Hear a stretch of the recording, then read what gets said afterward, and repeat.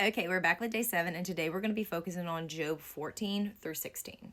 Job is responding to Eliphaz after he is spewing off some of his busted theology, and he says that our days are numbered.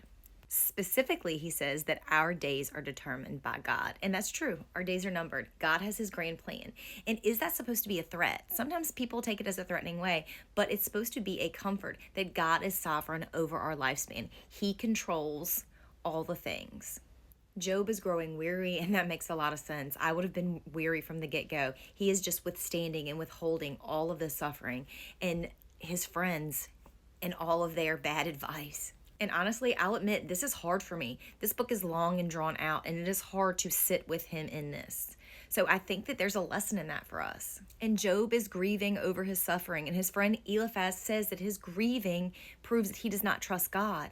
But when we look at the life of Jesus, Jesus trusted God and still grieved.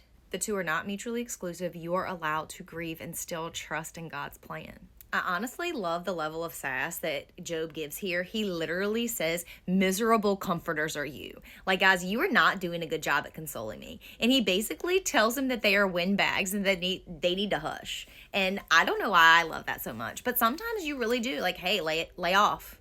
Just like, could you just stop? Could you just stop? And I don't blame him because like he's already suffering and he's already heard what they had to say, and now they just keep at it over and over.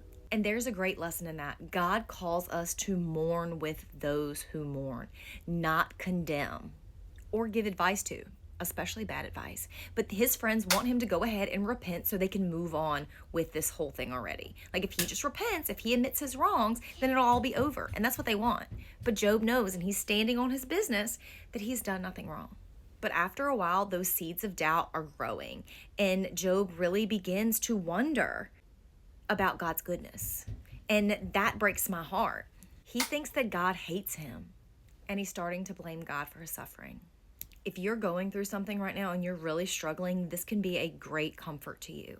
But if you're not going through something and you don't understand what this is like, you might be a little impatient and you might have a little eye roll and like, get over it already. But you have to be patient and compassionate to your friends who are mourning. Suffering can last longer than we want, and everyone suffers in different ways, and everyone copes with different things in different ways. So just because you're able to move on from something doesn't mean someone next to you may be able to move on as quickly. And in this story, while we're sitting in Job's suffering, a lesson can be learned about patience and compassion, and how sometimes you just sitting with friends in suffering, that you just have to wait it out with them and show them love through it. Not necessarily tell them, this is what you need to do. When my best friend calls me sometimes and she's like just had a day, I ask her sometimes, do you want advice or you just want to vent? Because I could do both, but I need to know, like, what do you need right now? And sometimes she'll just say, I just want to talk about it. I'm like, cool. And then so she'll be like, yeah, like I really need some advice. And she does the same for me, because sometimes I just want to talk about it. I just want to get it out. And other times I'm really looking for a solution. So that's just something to think about. And I love that we do that in our friendship. And the oldest golden rule is treat others how you want to be treated. And you can do that in any instance in life, especially when people are mourning. And what's the God shot today? The God shot is all about God being sovereign over our lives. He is sovereign over our lives in many, many different ways. And some people may feel like that's threatening because they want full control of their lives. And I've had a hard time letting go and leaning in, even in my relationship with God, because I have been so reliant on myself. I've had a hard time putting trust in other people because they let me down. And so you know who won't let me down? Me. Every single time. And so it's been really hard to lay some of my things at the feet of Jesus because I have trust issues. And it's not necessarily anything with him, but I'm so used to figuring things out on my own, I forget that I have someone there like the Father that I can lean into and I can give all the things to and lay it at his feet. I've struggled with that for years, and I'm really working on it. I'm really working on not being so hyper independent and not thinking that I have to carry the weight of the world and the weight of everything on my shoulders. It's a work in progress. It's hard. So please let me know how you're seeing this on your end. I absolutely love when people are commenting and they're giving their perspectives, because we all look at the world through very different lenses, because we're all very different people with different backgrounds and different things.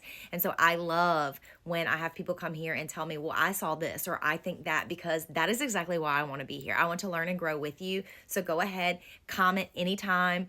Tell me your POV, ask the questions, just add anything that you would like to add. Thank you so much for being on this journey with me. A week down and 51 to go.